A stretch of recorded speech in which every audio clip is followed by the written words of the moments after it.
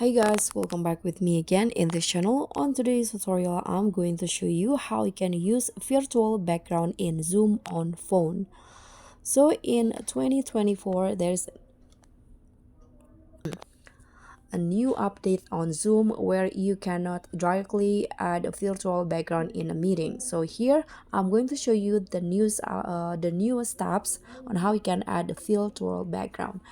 First, I'm going to just click on new meeting and start a new meeting to show you, and just wait until it's finished connecting.